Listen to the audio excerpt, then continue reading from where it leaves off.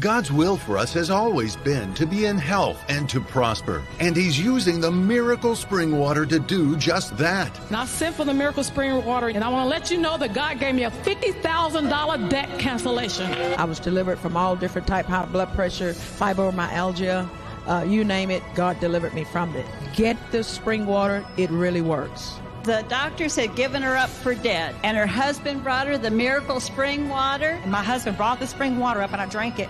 And I'm speaking today. I had no speech, totally paralyzed, and now I'm testifying that through the miracle of God and your ministry. Listen, she had no speech. She's speaking today. Let me send you your free packet of miracle spring water. It's absolutely free, no obligation.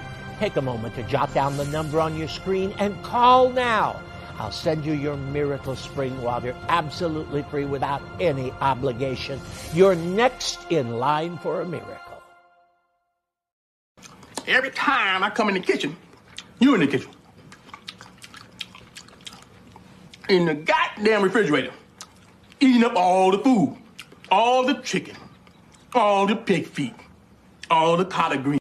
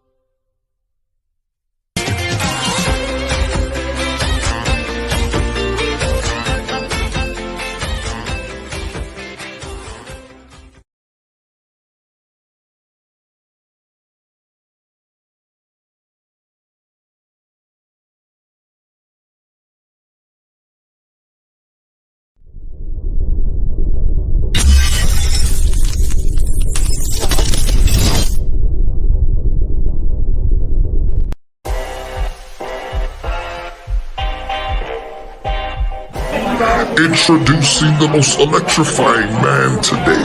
He's the hardest working. Can you smell him as he hits you with a rock bottom? He is the originator of the Bad Squad. He is none other than the head of the table. He is the T'Challa of entertainment, Mr. T.M.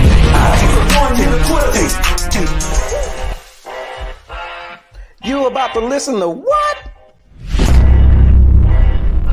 The greatest news segment in history. Yeah, it's Tuesday night, y'all, and y'all know what you're about to listen to. You're about to listen to what? The greatest news segment in history. And I'm going to say I got the greatest director in history. You already know what time it is. You know what I'm talking about. So I appreciate you. But anyway, we got folks to look, y'all jumping in here quick. What's up, Peaches? Girl, what's going on? Peaches said, I told you don't get hooked to TikTok. It's too late. I be scratching. I love TikTok. Oh my God, I love TikTok, man. I know.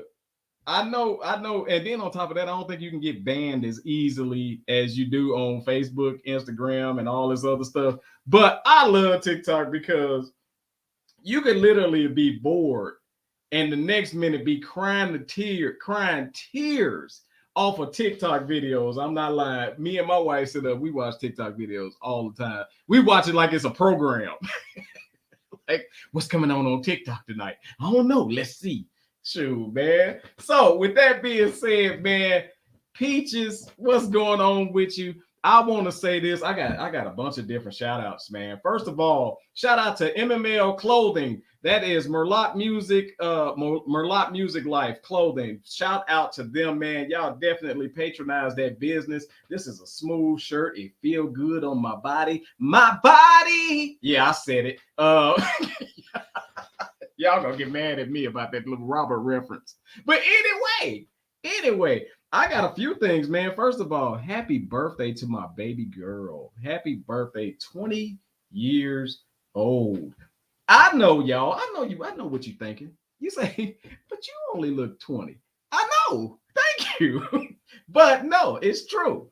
My baby girl reached the awesome age of 20. So ain't no more damn teens when you say her age. And I told her, I said, do you feel the crust of 20 affecting you? She said, yeah, I think my bones starting to ache. At 20, really? At 20? Okay. But anyway, happy birthday to my baby girl out there. I also want to send a shout out to my two nieces who did an awesome job. Awesome job. Forget you, Peaches. What's up, Latasha? Awesome job at this week's they had, and I know I'm saying because I'm trying to make sure that I say this right, but they did an event in Chicago this weekend, and I'm about to get to it. So y'all just let me filibuster a little minute, because I want to do this right. I want to make sure that I shout this out right, because they're special to me, but the person who even threw the event is a very special person to me. So I want to make sure I do right by this. So if y'all don't mind, yeah, you're damn right. I'm not prepared. So there was a huge event thrown by America's Big Sister this weekend, and it was called the Boss Up Marketplace, where young entrepreneurs got in the building, and I'm talking young female entrepreneurs came and brought their business ideas and their products and services and things like that to this event, and it was a huge success. But what's near and dear to my heart is my two nieces were actually featured at this event for their business idea, and I'm gonna actually they have t-shirts as well, so I'm gonna actually rock one of their t-shirts one week on the show when they send it to me. I don't know what the hell. I ain't finna say next week, because my nieces are black, and so is their mama. So I'm gonna just say, as soon as I get the damn shirt, I'm gonna rock it. So, I'm tripping, but I owe them shirts too. So it's like you send mine, you send mine, you send mine, you send mine. So whenever I send there, they send mine. I'm gonna rock it on the show, but I'm extremely proud of my nieces, man. So in saying all of that, we got to get started, because it was a lot going on. But before we get started, I got to do some of the I know y'all be waiting on it. It's world famous, and it's called the What's up? What's up? What up? Sponsored by. If you are in need of a private chef, catering, or meal prep services, and you want to spice up your life, just add a touch of olive. A touch of olive will wake up your palate and have your taste buds dancing. If you want a touch of the best when it comes to delicious food, add to your life a touch of class, a touch of taste, a touch of olive.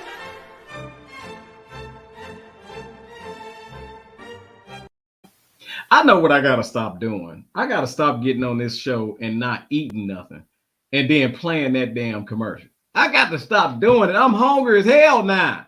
Somebody send me this, Chef D. I know you're out there, Chef D. Send me one of them burgers that you had piled up with that little purple onion. Like, man, that's right, Gregorio, my boy, New York in the house. Make sure that y'all like, share, and subscribe. We ain't done. The journey is not over. We need likes, shares, and subscriptions to this daggone YouTube channel. I see I see 8. I was going to say I see a lucky 7, but I see 8. So I see 8. I need to get at least 8 likes. Let's get this going. And also, look, 8 shares. But I told y'all last week, because I ain't forgot, I told y'all last week somebody was going to get an all-white TMI TMI hat custom, because I ain't doing no damn mo. And I want to send a congratulations to the winner of that. I told y'all, they subscribe or they get a certain number of subscribers, we was gonna do it. So in saying that, I want to send a shout out to none other than my boy, because he's my boy, Victor McCowan. Congratulations, Victor McCowan. You are the winner of the white TMI baseball cap. I will be sending that your way as soon as I get to the post office and send my sister and them stuff off. So remember, we are an African-American show. You'll get it, damn it, someday. So look here, y'all. This is how I'm going to do this. I'm going to do this like this. And director, if you could type this in as well as a banner, because we ain't did it. You're damn right. We talking over the board. Just like in spades, we talking over the board. I have been very generous, don't you think, in giving out things, right? So now I've changed it up a little bit, and we're going to do it like this. You show me some love, I'm going to show you some love. So therefore, whoever Cash App to support the show, I'm going to send you a special gift. Now, depending on the amount that you cash out, that's going to be depending on the gift you get. Your ass is not going to cash at me no dollar and get no $30 gift, okay? I'm just letting you know that. So, Cash App, Mr. TMI Tate. Let me check that. Because y'all know I'm a little slow on them on damn Cash App. So, if Natasha can do me the honors of putting, I don't know what the cash, some of y'all done Cash App already. What is my damn Cash App? Anyway, hold on. Let me see what it is. Okay, hold on. Mr. TMI Tate. Run it all together. Mr. TMI, MR, TMI Tate. On the Cash App, put that up. And I'm going to send you something. Because I got a lot of stuff going on, man. You never know. You might get some TMI socks. You might get a TMI band. You might get a shirt. You might get one of these Black Sheep hats. Y'all be look, because I know y'all part of Black Sheep Nation. So make sure y'all look. You might get that Black Sheep Nation hat. Or you might get a custom gift depending on the generosity. Yes, I said it. You might get a custom gift that I choose to make that I will not make for nobody else. So you'll have a custom. So, in saying that, we got to get to the what's up shout outs. I know. So, let's start out by saying what's up to Gina Nicole, Kimberly Price. Thank you, whoever that was. That caught me off guard. Trina Moulton Leverett, Quincy Wells, LaShonda Allen, Nicole Delaney, my girl, Miss Peaches, that's right, and my girl, Tweety, Peaches and Tweety, Thursday night, 7 p.m., 2 different twins, y'all. Also, Myra Davis Lenion, Nika Richard, my cousin, Ebony Crossley, Christy Ann, Dakota Weathersby, Jaime Ramirez, we got Mo, hold on, Ashley Cotton, let me see who else. Rashida Williams. I appreciate y'all shouting out. I appreciate y'all hitting that what's up post. And look, that shows support as well, because once again, you're taking the time out of your day to speak to me. And I really appreciate that. So I want to show y'all some love on that. Now, we got to get to the news.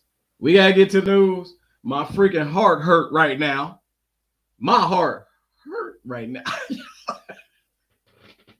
Big fight last weekend. Tyson Fury versus Deontay Wilder 3. Huge fight. And when I tell y'all, this was a fight, I'm going to say this is one of the fight, definitely should be a fight of the year, but should be a fight, one of the greatest fights of all times, because of how the fight shifted in momentum throughout the fight. You had a fighter that was very well skilled and boxed extremely well, and you knew that as the fight carried on that his skills were going to pay the bills, right? So that goes without saying. You knew this. Thanks for the shout out, girl. What's going on? Hey, you knew the skills was gonna pay the bills, right? Is that Southern Girl? What's up, Southern Girl? My boy Gregorio. So we knew the skills was gonna pay the bill. So everybody had the scenario this way: either Wilder, who has one of the greatest knockout punches of all time, next to Mike Tyson, George Foreman, and a couple of others, versus Tyson Fury, who was the most skilled big man I've ever seen. He's like a lightweight with 300 pounds of ass. Hey, Erica Clay Barnes. So everybody knew the scenario, but the fight really didn't go by exactly what everybody thought it was going to go by. I got to admit, Tyson Fury said, I'm going to knock him out. And he did that. He absolutely did that. However, a lot of us thought that the fight was over in the 4th round when Deontay finally connected. and made him do the California shake before he fell. So when he dropped, so trust and believe, Fury dropped Deontay Wilder in round 3. You thought the fight was over. You saw Deontay Wilder's legs shaking, and you just knew that it was going to be over from there. Because I ain't going to lie, I got sad like he hit one of my family members, man. And so you thought the fight was going to be over there. Then Deontay connected. Bam. We thought the fight was going to be over there. Fury got up. Fury boxed beautifully. However, Deontay was landing some great punches in between all that boxing. Then the fight lived out to where Deontay ran out of gas. And I ain't gonna lie, I knew it when I saw all of the muscle that he had added on. People attribute that muscle thinking, oh, he gonna be powerful and all that, but you don't know. That muscle gets tired quick. When you see a fighter that's cut up, it's a chance that that fighter is gonna get tired quick because those muscles need oxygen and they are going to get tired. Hey, Kimley, I saw D-Mode out there. What's up, y'all? Make sure y'all like, share, subscribe. I see 14 people in here. I need to see 14 likes. Let me see at least 7 shares. And let's get to this 200 subscriptions before the end of the show, y'all. So going back to that, man, I'm going to wrap this up by saying you got to give props to Fury. I wanted to hate on him. I really did. And I'll tell y'all the reason why in a second. But he absolutely is a great boxer. And I don't know any heavyweight that's going to be able to beat him. Only thing I see is him beating himself. Because if the heavyweight fighter can box, they're not as big and powerful as him. And if they are as big and powerful as him, they can't box. So I don't know. Everybody say Anthony Joshua. I don't think so. Anthony Joshua done lost to not too many. He lost to 2 inferior opponents. What I mean by inferior is they are nowhere near the size or have the skill of Fury. Now, you say Andy Ruiz, I think is his name. Andy Ruiz, great boxer. But he can't even reach Tyson Fury. He's too short. He's too small. He got the weight. He weighed 300 pounds, but his ass is too short. So that's going to be a huge problem. He won't be able to land with the power that that's needed to knock out Fury. And that's what he would have to do because I don't see him outboxing him. And then there's another heavyweight champion, I believe, Usyk, too small. Just that simple. People don't understand. Size matters. And that's why I tell everybody, why people out there talking trash, I don't care what art or skill you know. If that person is 2 to 3 times your damn size, you better shut the hell up because size matters. All that weight that he was putting on Deontay even said it, man. That's tussling with 300 pounds for 11 rounds. That man was wore out. He probably still sleep in the bed for 2 reasons. I ain't going to clown on my boy because I'm bomb squad all the way. That's what she said. Anyway, now, let me tell y'all the reason why I wanted to go for Deontay. Not the only reason, but when the last fight, when I saw all of the American, and I'm gonna say it, the white people in America literally went for Fury simply because he was a white man. He ain't even an American white man. He ain't even one of y'all while you tripping. And I saw in the different chat rooms and the different things like that of people calling Deontay the N-word and basically just running him down. I saw where our own fans booing Deontay versus somebody who came from overseas. So that goes to show you they won't even support us over anybody else who come from a different country. What kind of freaking hatred is that? Where do it come in? Because I know they'll do it in a minute when it's time to go to the army. Well, we're all American. Well, where does that shit stand when it's time for y'all to support us? So that's why I was like, man, Deontay, I hope you, and I still hope Deontay get back to the top. Because, sorry, but since Ali, there has not been a heavyweight champion that spoke out and voiced out for us and what we, what our needs are and where we're being treated wrong in the United States. So, in saying that, I'm bomb squad all the way. all the way. So shout out to Deontay Wilder. Now we got to talk about some stuff I ain't with. What the hell is wrong with the former NBA players who decided to defraud the system and do this welfare scheme when it comes to their health care?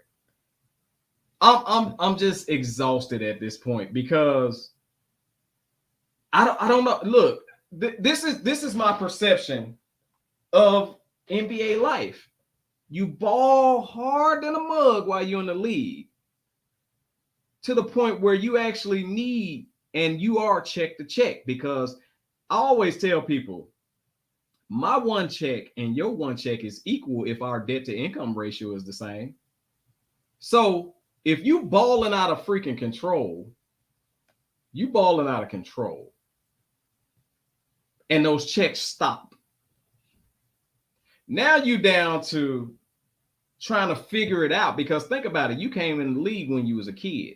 You've been getting fed really huge checks for your entire career, but they don't understand the lifespan of an NBA career is what, 6 years average? I know we see LeBron 19 years and we see other folks this amount of years and that amount of years, but I believe, in my opinion and allegedly, that the lifespan of an NBA player is about 6 years. And some of them disappear out the league and you don't even been known they retired. Hold on, I'm getting there. Yes, you're right. Who's the doctor that was on board with this? Now, that's the part I wanted to talk about. Somebody was writing this stuff. These NBA players wasn't writing it on their own. But guess what? As I'm going to point out throughout this whole freaking show, we are always the scapegoats for some dumb shit. They not going to go after them doctors. Even if they go after the doctors are going to play dumb. Well, I diagnosed what he told me was going wrong with him. Or when they said they was making false doctor's appointments and all this other stuff, saying that they was at the doctor getting this done, but they really weren't there. The doctor's going to claim that they ain't got nothing to do with it, and trust and believe the NBA and really the government ain't going to mess with the medical system. They going to jack with who? The scapegoats, the names, the ones that they can make examples out of so that none of their likenesses will do it again. They always make that when they want to set an example, when they want to put the hammer down, it's us. Especially, man. And I'm gonna tell you like this, like I said on either the last show or the show before that, I'm never gonna uphold anybody for doing anything they ain't got no business doing. So if they consciously did this, I ain't gonna sit back and say they always messing with the brothers. Stop doing shit. Stop doing it. They can't blame you if you don't do it. 18 of y'all, and some of y'all names are very well known. 18 of y'all, you know daggone well, if you weren't at a place and you claim you was at a place and they give you a large sum of money to us, that they gonna track and make sure that the money they dispersed is being dispersed properly. And one of their wives. You know what? I'm surprised it wasn't a bunch of their wives. I'm surprised that it wasn't. I'm so surprised it was more than one wife. So surprised. Because at the end of the day, when that career is over and they get hungry, they don't know how else, especially if they mismanage their funds. Like I said, in my opinion, you see more of them balling out of control than building businesses that they're going to survive on when they retire. And this is no disrespect to those who have built businesses and other things and other avenues of money, of making money.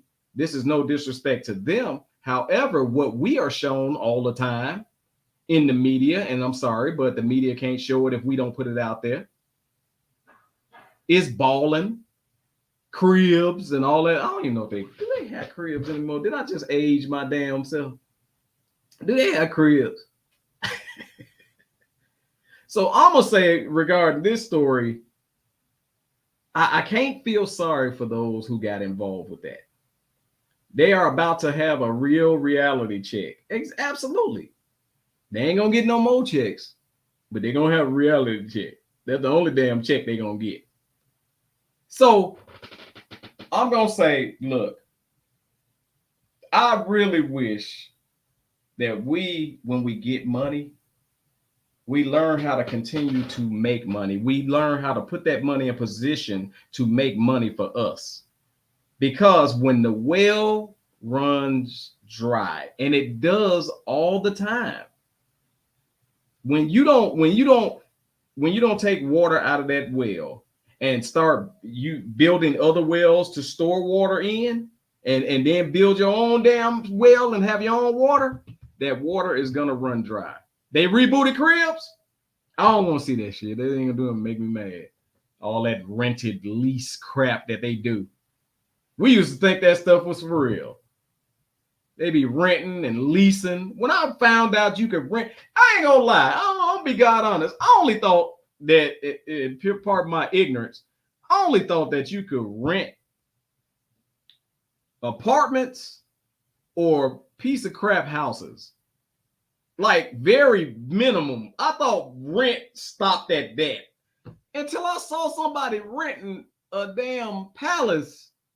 In my opinion, it was like a palace. And I said, wait a minute, wait, hold on. You rent this? How the hell do you rent this?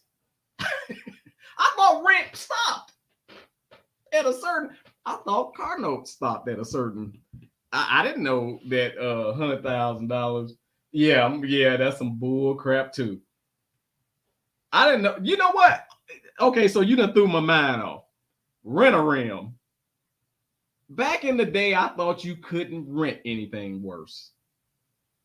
But now y'all renting hell. And I played the damn joke. It was a joke, but it was real. Hair. I know I was blown away, and sorry, but this was from a white lady.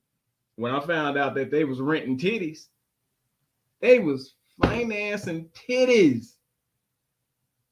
Who the hell got to pay a titty note? That's what I want to know. Now, what I will do is I'll be the repo man for that. You'll be standing out there on the bus stop thinking you cute. I'll ride past and snatch your titties off. You ain't pay the payment. You didn't pay your titty note. Pay your titty note. I ain't gonna just be getting on women. Me and y'all renting a whole lot of stuff we ain't supposed to be renting. Renting spoons. But I'm serious. Am I the only one that thought that, like, you can only rent apartments and small houses? I didn't know you could rent big ass houses. Like, you could rent big house. You could be sitting in a community full of owners, and your ass is renting. Titty note. That's right. Better pay that titty note. Oh man, I'll do it. I'll do it. I swear to God, I have a special set of gloves too, man. And you got to do it slick too. When they thinking they cute, you know how y'all step out to the club and got them sitting up real. I'll snatch your whole chest plate off. Or what if they can put a boot on the titties? Like put a boot, like boot them, like when you boot a car. Can they actually repo titties? I'll do it. Yeah, I gotta find a way. Like, I don't know. Maybe you gotta catch them when they sleep. Now you can't come in their house.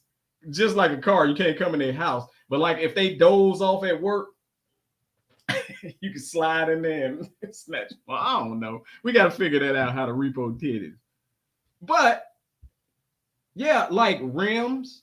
I like rims was the worst back in the day. Back in the day, renting rims was the freaking worst when I was in school. Speaking of being in school, we had an unfortunate incident going on. Unfortunate incident going on in Mansfield, where there was a shooting at Mansfield, and this young man here, who I will not say his name because in my opinion he's still a minor, he was out for a second but then captured. Let's just say, I'm trying to say it in a way where, because we all know what the story is, so I'm not going to really go into the story. I got a different beef with this.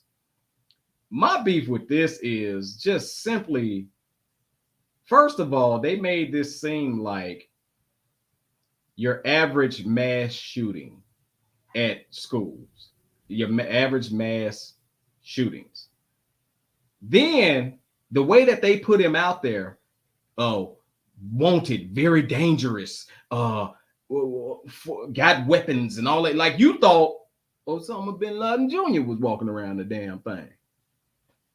Only to find out, because this young man, in my opinion, seemed to come from a decent, solid family. And this school shooting wasn't just some crazy ass kid that couldn't get his way going in there shooting the school up.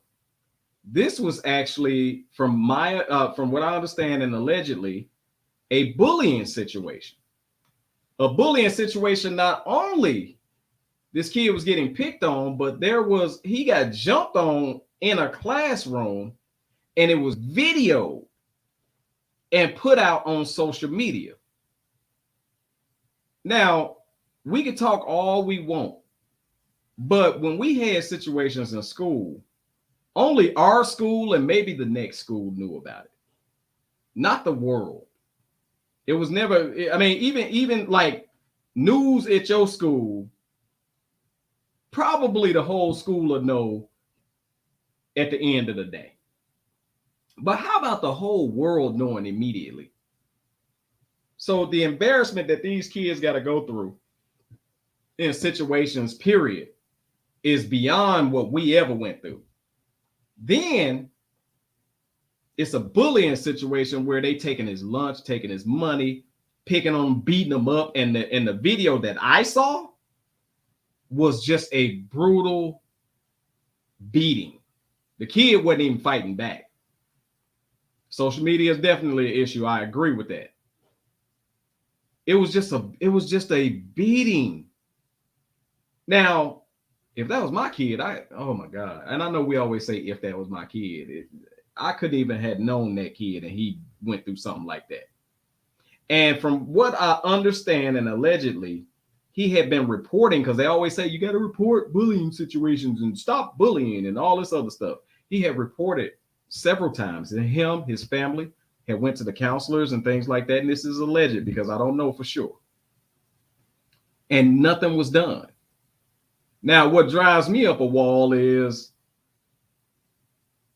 that tends to happen in our children's schools, where they believe that we can't be bullied, or we can't be, or basically just don't even want to deal with our gripes. How about if they just simply don't even want to deal with our gripes? So I'm never saying that a kid bringing a gun to school is okay. Never is that okay. However, we are leaving our children with no freaking choice in some situations, but to react the best way that they know how. And the way that they know how ain't the way. Ain't the way. Then what do you see next? You see the bully's mother, and she got every right to weep for her child. But my question is, did she see the video of her child beating on that young man before this came out? And if you didn't, you need to be a little bit more in touch with what's going on with your children. Because I don't know about y'all, but I'm on all my kids. Well, she just turned 20 today. But I'm on both my kids' social media. And I'm looking and seeing what they're responding to, what they're tagged in, what they're in. Like, it's been videos that I didn't even know was put out there that I've seen of TJ playing basketball, because I'm in the loop. Peaches says these kids sometimes are scared to report bullying in fear of looking like a snitch or weak. Absolutely. And that's the shit that we need to get out of our community too, is looking what people think. What people think, what we look like. See, the look like got us in trouble as a community, period. The look like. Y'all know what I'm talking about? Y'all be like, this example. Y'all be broke as hell, but y'all look like y'all got money. Like, the look like is I got that son of a bitch. It was a Gannett flying around, y'all, and I got that bastard. Yes, I'm good. Wasn't even paying no attention. It was like a blind basketball pass. You son of a, yeah, I know you wish you hadn't flew in my damn face now. Anyway, you done became part of the show. The look like continues to get us in trouble. And we gotta stop with the what people think or what we look like. And so in saying that, I'm gonna say, man, we need to really get our kids, man. We need to get our kids under control. And when I say our kids, I'm not talking about your baby. Have you ever taken somebody under your wing who you know, like that's your baby's age, and you took them under your wing because you know, damn it, my baby got to grow up with you. I got to be an influence on at least my kids' generation, because my kids got to grow up with you. So everybody don't have this ability, because I'm cold. I'm cold, but I go play basketball with my son. I know the kids that he play basketball with. I know they be up there cussing. But when I'm up there, hey, look, calm down on your language. I'm up here. How many of y'all really talk to your kids' friends? Your kid, it ain't even got to be your kids' friends. The people your kids got to grow up with. Do you talk to them? Because I talk to them all. Because I know they better get some type of guidance from somebody, or these little buck wild things are going to be on their own, going crazy, making bad decisions. And guess who got to suffer? Your kids. Your kids. Even if you have, like, a lot of people like that listen to me got little kids. Do you go in your little kid's classroom and talk to the other babies? Or do you just throw your damn kid in the classroom and say, okay, I'll pick you up at 3, I'll go, bye? It's important for us to get in touch with this younger generation. Now, in saying that, I'm gonna flip the switch all the way, because I want to talk about something different. I want to talk, yes, it's time to go to the corner. I got to talk about this banana in the tailpipe that we constantly keep getting when it comes to religion. So in saying that, I want to play this video, and it's an old ass video, but I'm sure all of y'all know about it. And then we gonna talk about it. How about that? Hit it. Okay, you better not mess up either. Let's go. You supposed to hit it, or you want me to do it? And I know sometimes people tell you need prayer and they're being sarcastic. I'm not being sarcastic. What you need right now is prayer. It's prayer. Prayer changes things. See, without prayer, this would be a piece of cloth. It would be rags. Without prayer, this would just be all in a bottle. Without prayer, it would just be soap with olive oil in it. Without prayer, but because of prayer, God's anointed is on it. And it's reaching out to you right now. I want you quickly. I want you ordering that personal pep package right now. Quickly, I want you to move out right now. Don't procrastinate this. Don't put it off. I want you ordering that personal pep package right now. It's our point of contact between you, God, and myself, and God is going to use it to cause the God's anointing is on that personal prayer package, just like his anointing is on me to pray and to help hurting people. Now let me ask y'all this. First of all, if you selling something, shouldn't you be able to pronounce what the hell you selling? Like, is it okay? Anyway, to bring you some hand sanitizer for that net ain't got no juice. Anyway. We're in the corner, man, and we got to talk. Cause we just played something that I know damn well all of y'all know about, because we all done fell asleep watching BET After Dark. All done fell asleep while watching BET After Dark to wake up to this dude screaming in our damn TV. Cornuh Thomas. Yes, I got to talk about it. Now, I'm not talking about him per se, because there's a lot of other ones, but I gotta talk about he just said the personal prayer package is your connection between you, him, and God. So he's saying, in order to get to God, you got to go through him, and you got to buy this personal prayer package first. To even, you got to buy the personal prayer package before you even talk to God, before you even talk to him. I don't know if y'all ever seen it, because I actually sat there and watched it one day.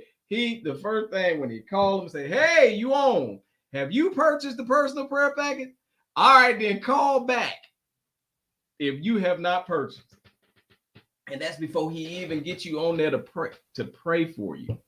Now, are we talking about P-R-A-Y or P-R-E-Y? Because it's typically us that people target. Let me not forget the damn spring water that I played before the show, where they actually said I drank the spring water and it cleared my throat. I couldn't clear my throat for 42 weeks, but I drank this miracle water and it cleared my throat. Now, here's the thing. I personally think that there are people out there that are blessed, that are, what do you call it, blessed or whatever, where they can, have power of healing. I think God can work through anybody. I think that, no matter the religion, speaking of, because I know it's pointing at religions, and keep that comment up. I'm gonna check that out in a minute. But from what I've always been taught, God can work through anything. So how is it that we continue to get duped out of our money, out of our spirit, by folks like this and other folks, because there's others, and even in some of our own church homes, we continue to let whoever's preaching make us feel guilty because of things that we can't do, right? Like, and what I mean is I'm grouping all this in. And I'm talking about, and this is no disrespect to no church, but in my opinion, when you have an ATM machine in the front of the church, it throws the whole message off to me. It throws the whole message off. This is no disrespect to anybody who go to a mega church, but I'm sorry, I can't focus in a mega church. The only thing I'm focusing on is how much money they pulling in. That's just me. That's just me. So, in my opinion, when they say, like, I seen churches with VIP sections, aren't you sending the wrong message? We all seek the kingdom of God. How you gonna give us the illusion that heaven got a VIP section because this person may have donated more or have the ability to donate more than this person? Now, some of the VIPs I understand, because some of y'all ignorant. So when it's celebrities that go to the church and y'all heckling them throughout the damn service, I get that part. I get that part. But I'm talking about the ones who literally, and I've been at small churches. You can't sit in this seat. That's Sister So-and-so seat. And making you feel small because Sister So-and-so probably been there longer or got more pull or whatever the case is. Now, getting back to the banana and the tailpipe situation, how is it that we are always the target? Why they got black people on them commercials? Don't get me wrong. They got a Petey Pablo or whatever the hell his name is, Peter Piper, Picker Pepper, and put that Peter Piper, Picker Pepper comment back up for me. Might have a couple of white people scattered here and there, but the poster child of this crap be black people. Why do you think, and that's a legitimate question that I'm asking, I want somebody to answer, why are we the targets for this banana that they stick in this tailpipe all the time? I mean, I done seen videos of pastors slapping folks with their coats, talking about they healing them, and other pastors slapping a baby, and I done seen all kind of stuff. Folks running, jumping, hollering, and carrying on. Don't get me wrong. God could definitely put that feeling in you and make you holler. But I also knew people that hollered at the same time every week. So are we putting ourselves out there to say we the easy suckers to fall for? Now you got to purchase a bloody red handkerchief or some spring water. Marinette said it's like saying Peter Piper pick a pack of pickled peppers. She gonna get me to say that? You say purchase the personal prayer package fast without drooling. You got the purchase the personal prayer package? Boy, he be wetting them pee, he be wetting the screen up. And been around for years. Where this Benny Hinn and that heel and suit jacket? Exactly. Slapping folks with the jacket and can on. Why are we the audience for this mess? I don't crap on any religion because in my opinion, I feel like religion is like language. It's the way you communicate with God. So however you communicate with God is on you.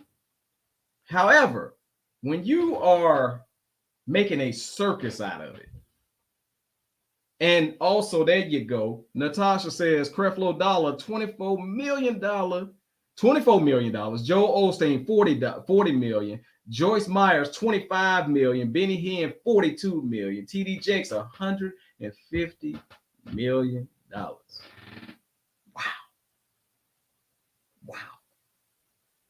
Now, let's just say, for instance, if they got their stuff legitimate, right? They got their stuff.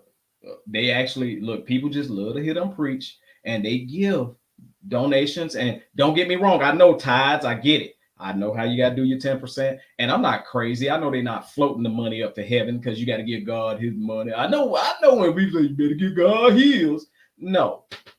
You give to support the building that you all have now entered into fellowship and worship God, because you can worship God anywhere.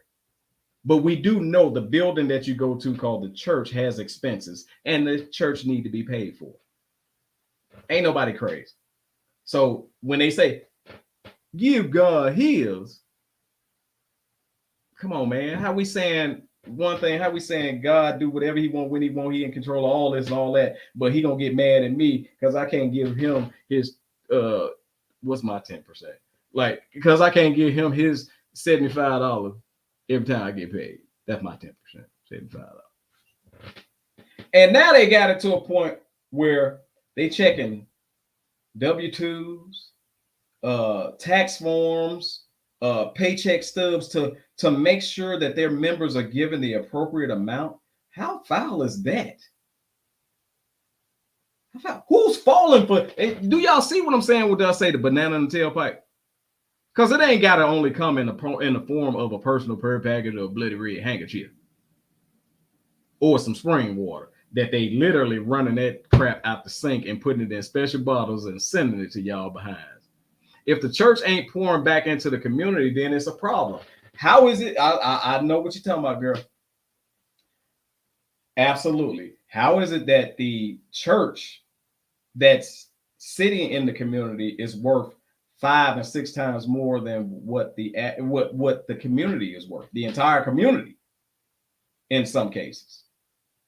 Now, I have also seen some mega churches do right. I've seen some mega churches with credit unions set up. I've seen some mega churches that employ their people, meaning their community.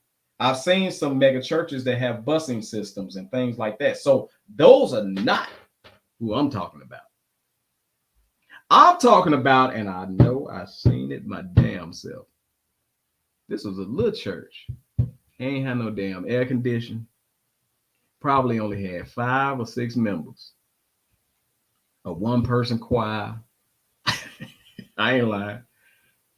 And asking them folks to give and sitting up there talking about, yeah, and I'm gonna wait because I need somebody to give $50 more. See, I gave, look, here go my 50, when technically all you're doing is this, like you're taking it out of one pocket, putting it in the other. Know why I say that? Church falling apart. door falling off the church, raggedy, everything, but you shining like a new dime and all of that. I've seen churches that act a plumb fool. And when they see enough, and I'm sorry to say a plumb fool, but it is what it is to me. Act a plumb fool. I see preachers act a fool until they get enough folks up, dancing, jumping, and hollering. And their reaction to that is pass the plate around. Because now you're trying to sucker them out of their money from an emotional side. Mankind thinks monetarily instead of coming spiritually. If you can't give with your finances to support the physical temple, you give God his, but give your time. Absolutely. I got a question. How do some of y'all feel about, and this might be a little bit off topic, but how do some of y'all feel about this scenario? What if I take what I was going to pay in tithes and give it to somebody who was in need? Am I in violation of something? Like, because they say give God his, but in my opinion, God is using me to bless someone else that's not fortunate. Am I wrong for that? Preachers owning planes and driving expensive cars, but not helping their members. Absolutely. Allegedly, didn't what's your guy down there in Houston? You said his name, Natasha. What's his name? Joel Osteen. Didn't he take out a $4.4 million PPP loan? Not him individually, but the church. However, his net worth is $40-something million. So in my opinion, what happens when, with all these folks getting all this money, and even all the way down to the little preacher or pastor that I was talking about on a little small church, what happens when now the church is in need? Do the person that was receiving everything, do they ever give back? How do you rationalize somebody having a personal jet to fly them all around the place? Because from what I've studied, and it ain't been much, but you say, and paid it back because it looked bad. Absolutely, because it looked bad. Absolutely. From what I studied, I'm preaching, right? Am I preaching? So I'm gonna do what they do. Put the cash app up there and talk. I'm just playing. Don't do it. But I don't understand how, from what I've studied and from what I've learned, God don't never want you to lead a flock so big that you don't know all of your sheep. Am I wrong? Am I wrong in saying that? And I know I have been to churches where you have to make an appointment with the pastor's assistant. And you'll never get to the pastor. You'll get to the representative, or you'll be assigned your own person to talk to. Now, I love my church because my pastor know me. I know my pastor. I can call him right now. He can call me right now. Now, I'm not saying anybody else is wrong for the situation that they might be in. I'm just telling you about how I want to go about mine. Because I've been to the megas and I've been to the small churches where the pastor don't give a damn. Don't even know, what's your name? Yeah, you, okay. Don't know you. Marinette says, my brother is the pastor of our church, as he stated it on Sunday, that when he took over, the amount that our church had in its account was $87. We didn't have structure then, but we do now. I respect that, because at the end of the day, people may not want to admit it, but church is a business. And I'm sorry, but they have business. You can say church expenses, but it's business expenses. 13 watching, you got doggone right, Gregorio, and you obviously like the show, so like the doggone show. I'm trying not to cuss because I'm talking about the church, but you heard what Gregorio's. All right, so I think that's great that if you can take a flock and grow it, because growing ain't just in numbers, it is financially. You have to grow the flock. In order for the church to function and get out there and do church functioning things in the community, they need money. I agree. I am never saying why the church got to have money, why the pastor need to buy. Let me tell you something. I also agree with this. If the pastor's job is 100% the church, they should pay him. How the hell you think he gonna live? Y'all think because he the pastor, he ain't got no light bill? You think he ain't got no mortgage, no rent, no car note, or nothing like that because he the pastor? I ain't never seen it where they can ride up to a car dealership and say, well, I'm the pastor, and get a car. They have expenses. So if they dedicate their time 100% to the flock, which is the church should take care of them. Now, to what degree? That ain't my call. I don't think to the degree of a damn jet. But y'all know what I'm talking about. Give out. Is that alms? Natasha, what is that? Nope, you finna say this. Hold on. Ain't nobody got time to see that. Give alms? Alms. I'm sorry. You know I can't see. You and that damn marionette, I tell you. You read what you put up there. Giving alms to the poor. That's what I said. Because you're asking about is it okay instead of giving your tithes to the church that you give to somebody in need? And I think God is okay with that. You know, I think he's okay with that. It says in the Bible. Why you didn't just put, I think God is okay with that, Tate? Why you got to put all that? Why you have to put all me and Marionette, we be trying to help you out. Give alms to the poor. It's good to give to those in need. And if that's where you are led to sow your tithes, then that's where it should go. I totally believe that. Mm-hmm. I totally believe that. And I'm sorry, but it makes me feel good. It makes me feel good. When I'm able to help somebody, when I'm able to, you never know what the heck that person was going through. And you were the blessing that they was calling on God for. Yeah. You brought through, Lord, you know, I don't know where I'm going to get this $300. And if I don't get it, then my lights are going to go out and the food is going to spoil. We ain't going to have that. And then all of a sudden, God put it on my heart. Hey, here, take this. You were the blessing. That's how it works. And then you get to church, and because you tell somebody when they pass them damn envelopes around, you tell somebody, no, thank you. I paid online. I'm good. Natasha, you say, no. And they look at you funny.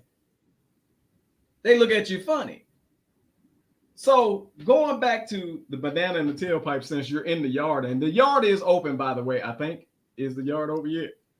Well, she'll open it up soon. Hell, it is only 5 minutes. I'm gonna go. Natasha, going back to the banana and the tailpipe. And the banana and the tailpipe is always things that man put in place to try to pretend that he is God, in my opinion. Right. Why are we the audience for the banana and the tailpipe all the time when it comes to religion? Because we need something to believe in. We need hope. We need we have been down so long, right? And so any sliver of hope is what we're reaching for. It gives us that sense of relief, that it gives us something else to keep us going.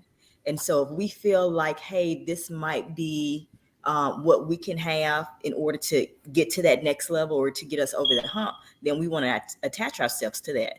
And I think really what it is instead of us doing the work, going to God ourselves, we want to buy our way into it. If I buy this, if I do this, if I try this, if I can do all these different acts, or if I can purchase this or buy this, then this is going to get me that blessing that I want. Read your word. You'll get your blessing that way. Read your word. Absolutely. Be obedient to God's will, so. Absolutely. Yeah, and I'm going to say this. Remember last week when I mentioned the comment, by the way, the yard is open. I saw the what do you call it? The link is in the yard. So if you want to join, feel free, but you ain't got a lot of time. I ain't playing with y'all last tonight. Oh, wait, I wasn't supposed to cuss this church. Anyway. There you go. Hey, Tate, you always say be you. Tate, That's right. God understands. God understands. I have cussed in church. And my wife said, "You know where you at? Well, you shouldn't make me mad. Don't don't talk to me about that topic in church, and then I won't cuss." My opinion, because last week I believe I said, "Why are we so scared to give money?" Remember when we were talking about investing? I said we always scared to give money towards things that we don't physically get something in return. Outside of this is the only thing that we'll pour all our money into and get nothing in return. Right. Physically. And I'm not talking about the scenario that I gave where you be a blessing. No, I'm talking about where you go and you put all your money in this church. We are desperate for something. Some people we are so desperate. Yeah. And the dang on church won't even pay the expenses for their funeral, and they done gave everything to the church. So we are so desperate for something that we end up going broke trying to buy into that sense of hope, and like you say, we spend our light bills, we give our last dime to some of these churches. And then we get nothing in return. We can't get help on the light bill. We can't get help with the rent. We can't get help with the car note. They won't come and see you when you're sick, so. Right. And Natasha, what? Okay, so I've been to white churches before. And I'm sorry to dice it up into color, but I'm sorry, but Sunday is the most segregated day of the week. Yeah. Everybody going to their own little church hut that looking with people that look like them. However, I have been in white churches. Won't even pay for their obituaries. You got that right, Rashida. Everybody go to their church, right? I've been to white churches. I don't even remember an offering. I really don't. Let alone 12 of them summer guns that go around in black church. Now, I don't remember an offering. And I know daggone well, the way that they approach their community is different than the way we approach, for the most part, some of us, or some of our churches approach our community. And it's tough when some people won't even come to church because of what they either have on, what they don't have, or what they can't give, or whatever the case is. And I've also seen this in other churches where if you can give a certain amount of money, you get this color envelope. You can give this certain amount of money, you get this color envelope. And then everybody else just throw the change on the floor. You don't even get an envelope. Now, that's embarrassing alone, because in my opinion, that's some showboating that's going on when you can get the fancy envelope and you holding it up. And they will actually even say, everybody who can give with this color envelope, bring it straight to the pulpit. Everybody else, throw your crap in the basket. I've seen it. Also, how about this little ordeal? Banana in the tailpipe is all to me. Everybody who can give $100, stand up and hold it in your right hand.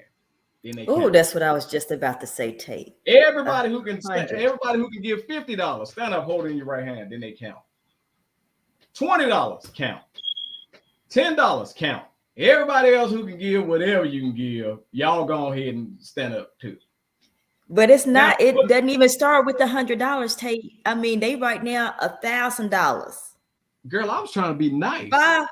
$500, and I've seen it even with people that I follow online, and I'm like, wait a minute, of course, giving is good, right? Giving is good, and a lot of people have given their way into other things. They've given, and so God has given back tenfold. But the thing is that I ain't got $500 to give you. I ain't got $500 to give you. I ain't got $1,000 to give you. And I might have two. Natasha, right. Some people do that and give away their bill money and all that. And I'm sorry, but they say God will provide. Well, how about if God provided that first money for you to pay your daggone bills? But we listen to them and not the voice of God. That's the thing, is we're listening to them and not the voice of God. So we're trusting that they speak to God, and they may be up there, but they may no longer be speaking with God. You know, they may be up there for the show. Exactly. And you can definitely feel when it's show. I don't care what nobody say. You can feel when it's show. I think God gave us that much of sense of discernment to know that, hey, this feels different. You know, I can feel when you can feel it in your soul.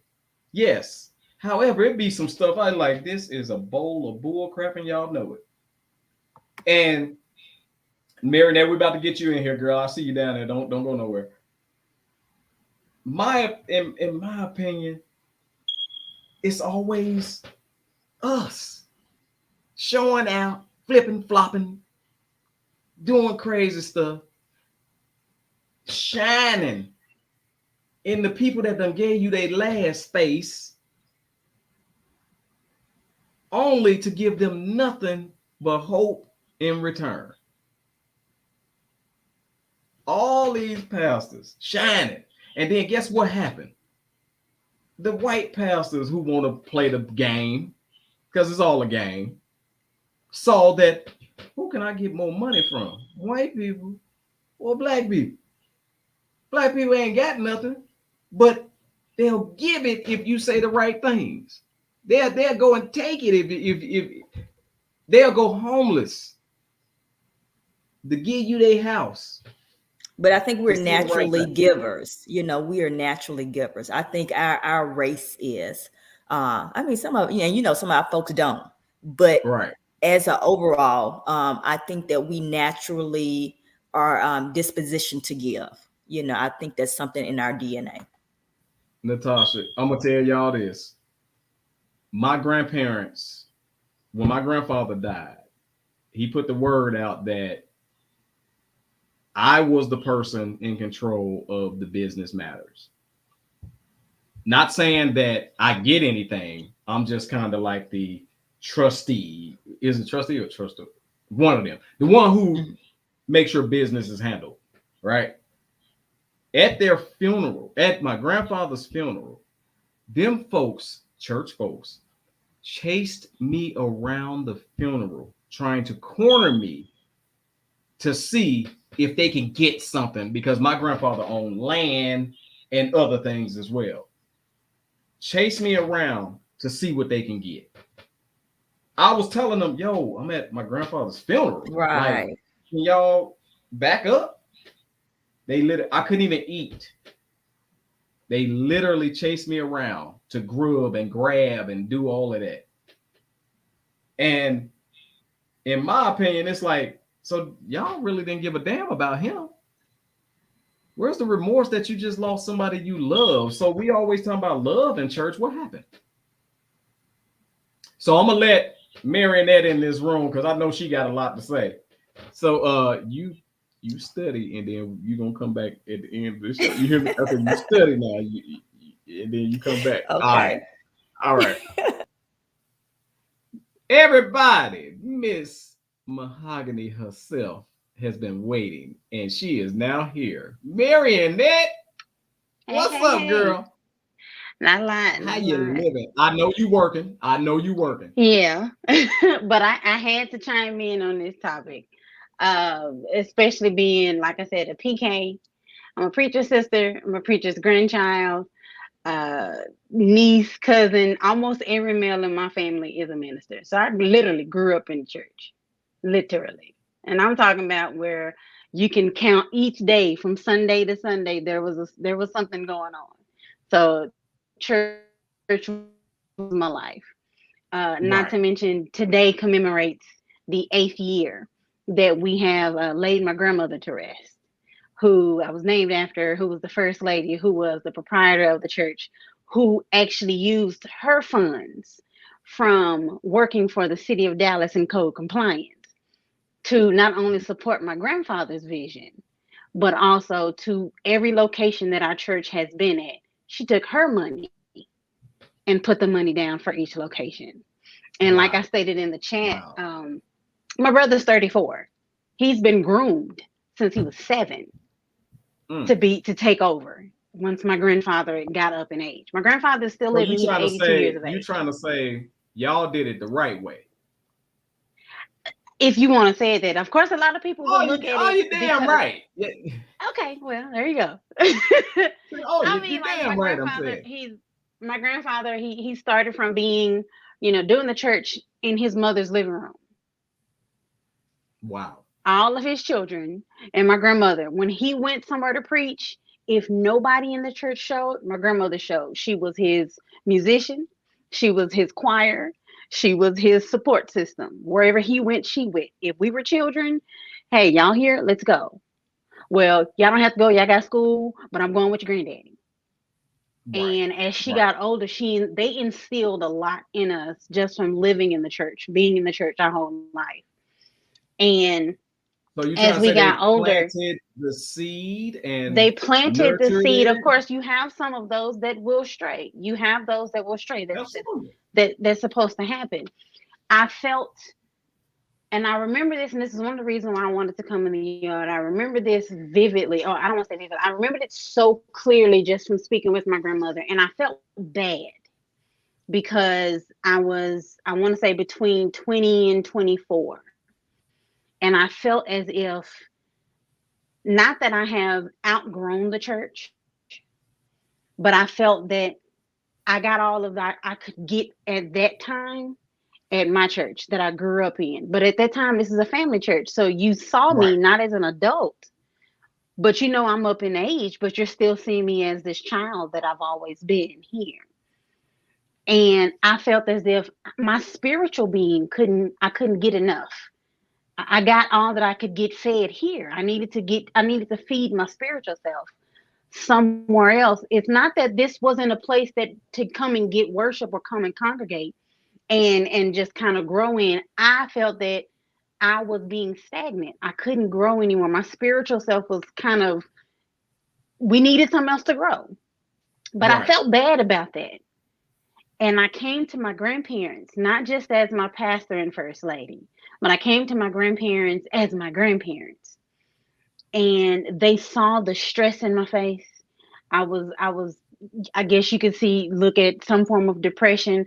Just spiritually, I was drained because I felt I had given everything. And there's nothing else that I could give here. I wanted to go and join IBOG. I felt bad. And I talked to my grandparents, and my grandmother sat me down. My grandfather stood, and they both said, "We appreciate you coming to us as your pastor and your first lady, but we're talking to you now as your grandparents. Right. You will always be a member here, but if you are not being spiritually fed here, go where you can get fed. We're worried about you spiritually. Go get fed somewhere else."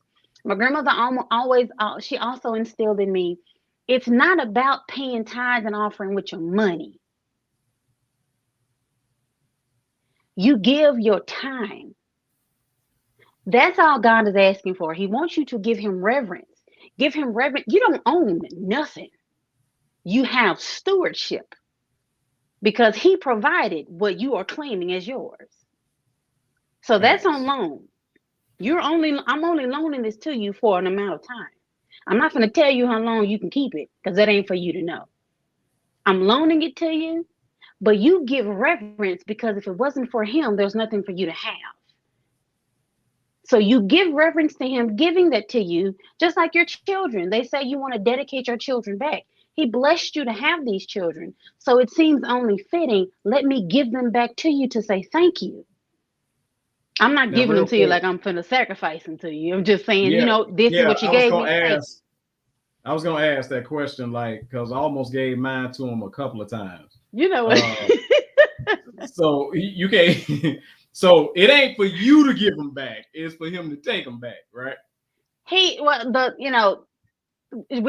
a lot of the Bible that we misconstrue. We kind of come into our own understanding, which the Bible speaks and states, and I'm paraphrasing, lean not to thine own understanding. Right.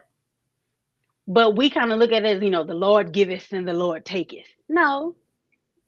He has control over everything. The difference is, and I was taught this again as a child, my mom taught us that angels are upset with humans because they get to do something that angels never got to do. You got to be born as a flesh, die. You have choice, but die and then become an angel or a different kind. Right. They didn't have a choice. We have choice. So we Well, have just the like opportunity. we have choice to follow him or not. And there is going into the understanding of what the Bible says. Be mindful of false prophets. Oh, and ain't there a lot of false ones? And that's when we talking about that There's a banana whole and bunch of them. tailpipe. And Not a bunch of them. like, There's a whole bunch of them. I'm glad to hear that your grandma, supported your granddad. I think that's awesome. I'm thinking about all of the elderly who, as soon as somebody say God, they give all of what they have, knowing that this person is only using that to get all of what they got. And that's what I mean by the banana and the tailpipe. We have to start protecting our seniors from this stuff, because let's be for real. If you've ever sat back and watched any of that stuff that came on BET after BET at the dog, all you heard was old people, well, for the most part, old people or sick people giving what they have and getting nothing in return. It was mainly like the older generation, or I want to say, because I was taught not to say old, the more seasoned generation. The senior generation. They were, everything was led in a way spiritually by emotions. They're emotionally attached to religion because, of course you walk by faith and not by sight. It's a feeling. The spirit is a feeling. It's not a visual. It's a feeling.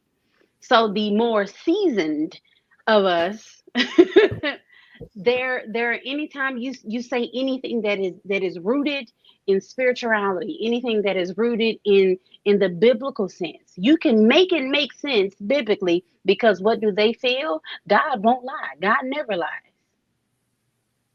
And the younger the generation, there are those that of course take advantage, because they know that is a weakness for those that are more elderly. Because if this is what the Lord said this, he provided this, he showed this, I've been through this, and the Lord has made a way. We've known that you can't see God physically, but you can feel him. Right. And when you feel him, you can't deny what God can do. Now, yes, I'm a walking miracle because I came close to death one too many times. Absolutely. So my faith is very strong. However, there is a level of discernment that you have to ask for, so that you are shown, okay, look, something right here. You can't just go off of what the first thing somebody tells you. But that older generation, you can't tell me, I've been here longer. And they're set in their ways. They're comfortable in their ways. And they believe if God sent me this far, you can't tell me what I can or can't do, or somebody taking advantage of you, or this. And they could have told you that I'm gonna take your granddaddy for everything he got. Because I know if I say the right thing, he gonna write the right check.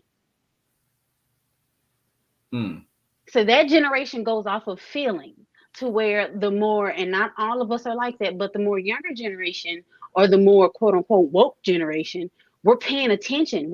Now it's a clash, in my opinion, because on one end you have everybody going off of feeling, and then you got those who are not skeptical, but they're nitpicking everything. You got to find something in the middle. You got to find a common ground. It's either it's not all God and he won't lie, and man, he's gonna pull man out. And it's also not, well, God may be real, but everybody who said that the Lord said something to him is just lying to get in your pocket. You gotta find, that's where discernment comes in at. Everything ain't 100% and everything ain't guaranteed. Why? Because we are human. Man is not perfect. Absolutely. And if you walk thinking that he is, or if you move thinking that he is, then you are the prime. You are in the right position for the picking. You are right for the picking, because Natasha, they know. Okay, well, you set. They're looking at your set. We know how to get you, because now we see where your mindset is. Right. But it's just, and I'm not trying to make it a sermon, but it's just like the Bible speaks about Job. Job lost everything. Wife, children, cattle, everything. Yes. Yep. And even his wife told him, what? You done lost everything. Why don't you just curse God and die? But God put Job in that position. He gave, however you want to call him, Lucifer, devil, whatever. He gave him, if you want to test somebody, test my subject Job. Test him. If you think that I am not who I say that I am, and I don't do what I say, test him. Everybody ain't like him, but try him. I'm letting you try him. And when he tried him, he was disappointed because I done took your kids. I done took your land. I done took your spouse. I done took everything that makes a man, that makes you think that's what makes a man. And you mean to tell me that you still gonna believe in this God that allows you to do this? Right. And because he didn't falter, God blessed him tenfold. Absolutely. So you have to be in that position and that mindset. Ask for discernment. I've been in a position to where I'm like, I'm gonna do this. I'm like, wait, hold on. Let me pray about this right quick. Sometimes you got to check yourself, but you can't be too good. I feel like I need to pass the collection. You can't be too good to check yourself. Right. When you feel like you can't check yourself, you're right that's about a problem. that.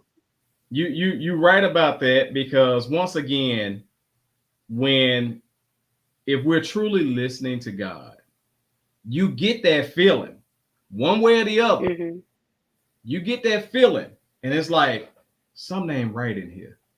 Yeah. Now he give you the choice to say, are you gonna go on with it, or are you gonna listen to me? Are you gonna trust in me? Are you gonna trust your feeling? Are you gonna trust this feeling that I'm giving you right now? Now, if you don't, you know what's gonna happen.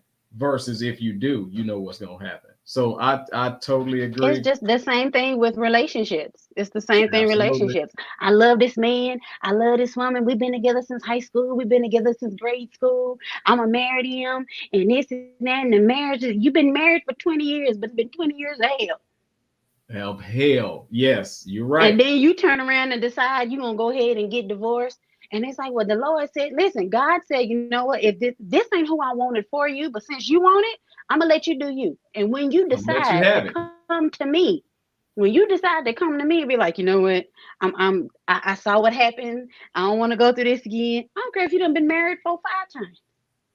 And you say, you know what? I did me. They all the same, but I done did me. God is, I'm giving it to you. And when he's like, all right, you done? You done? You did you? Now can we do it my way? You can meet a person that you just met for 2 months. You could just meet them for 2 weeks, 2 hours, 2 days, and be married longer than you were with these, and be utterly happy.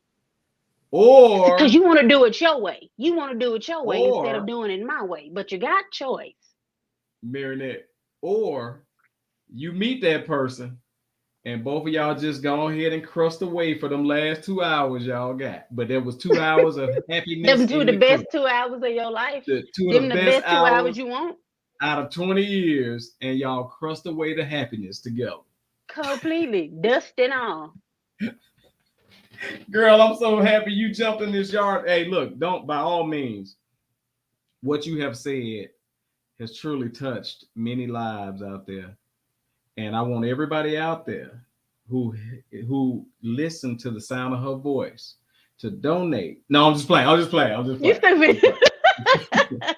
No, thank you, Marinette, man. That was the bomb. And once again, I like to get the testimonies and like to show people that, yeah, I get on here, I'm goofy, and we talk about things like that. But at the end of the day, the foundation that I am, the man that I am, is I'm a godly man. I'm a believer. And at the end of the day, purpose. You're walking in my purpose. That's it. Right. And I want to help folks walk in their purpose as well, and not continue to fall for what I say is the religious banana in the tailpipe. You're speaking facts. And it's up to some people. Some facts may apply, but not everything applies to everybody. You take what is meant for you out of that message, and you press forward. But don't nitpick at something that ain't for you. Absolutely. Hey, Miss Cotton, how you doing, Ashley? Marinette, thank you again. Any shout outs you want to give before you leave the yard, ma'am? Not really. But other than that, I'm gonna do a shameless plug. I'm gonna do a little plug because I am a preacher's kid and I know pretty much of a lot of things. Again, as I said before, I am a self-published author, and the book is actually entitled "Sinful Secrets." So that tell you something right there. Remember, I'm a PK, so I don't know a whole lot in this church. Not just my church, but a lot of churches. If you want a hardback copy, I don't want to say hardback. If you want a physical copy, I do have copies available. Get it while you can before part 2 drops. I have a lot in store that I'm doing for this series. The plan is to not only create a 3-book series for it, but I'm also making a docu-series, a YouTube series for it. I also want to turn around and do a documentary of the faces of cancer. So I got a lot of stuff that I'm trying to do. You can inbox me on Facebook if y'all have or reach out to Tate, reach out to me. I have plenty of copies. It is the price of the book is $15, but when I tell you, when you see it, it is a thick book. And when I say thick, it should have been broke down to 3 separate books. It's a thick book. It's like 300 some pages, but it's worth the read. I don't need nobody calling me, cussing me out, sending me some weird messages on Facebook because it's gonna put you in your feelings. Right. So yeah, but we'll definitely marry that. You get me that information and I'll put it up next week as far as a picture and where to go and all that. If they got to inbox you, you get it to me and I'll put it up before next week's show, girl. I got you. Absolutely. All right. Thank you, girl. We about to end this show. Absolutely. Let me get on the fast because I don't preach my little sermonette. You sure did. Almost ran around this table twice. All right, let me stop playing. I guess it's in the blood. It's in the blood. All right. So let's wrap this up and get out of this corner, man. It ain't gonna be long, but y'all heard what we said. At the end of the day, we want to definitely encourage you all to, first of all, God give you that feeling. God give you that feeling.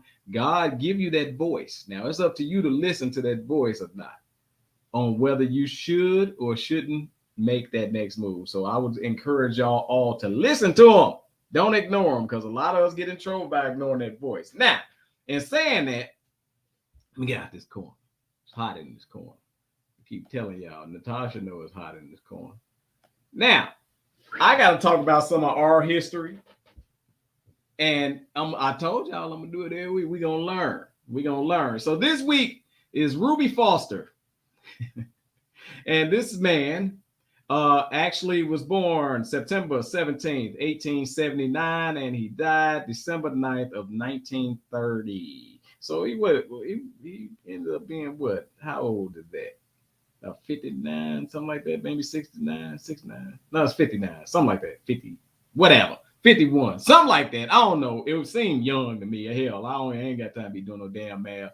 Anyway, he was an American baseball player, manager, and pioneer executive in the Negro Leagues. Elected to the Baseball Hall of Fame in 1981. Best African-American pitcher of the first decade of the 1900s. Organized the Negro League, which was the NNL, first long-lasting professional league for African-American ball players. Founded and managed the Chicago American Giants, one of the most successful black baseball teams. The NNL played an exciting brand of baseball that kept the fans entertained. Their talent fueled the resurgence of the white-owned MLB, Major League Baseball. So really, Major League Baseball was fizzling out before this fired it back up. However, instead of the NNL teams being consolidated into the MLB and their owners getting to keep their teams, they were raided and picked apart for the best of their talents, a point illustrated in William C. Rodin's book, $40 Million Slaves. Ruby Foster is part of our history.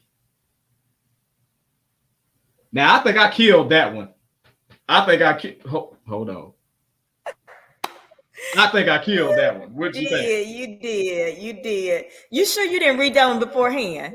No, I didn't. I pulled it out and said, you know what? I'm going to focus and I'm going to be excellent at giving us our history this week. The same way Natasha is going to be excellent on closing this show out. Slam dunks. We're going to be 2 for 2. If y'all don't know what y'all been listening to by now, you've been listening to what? This is the greatest news segment in history. You know. TMI with Tate. The news.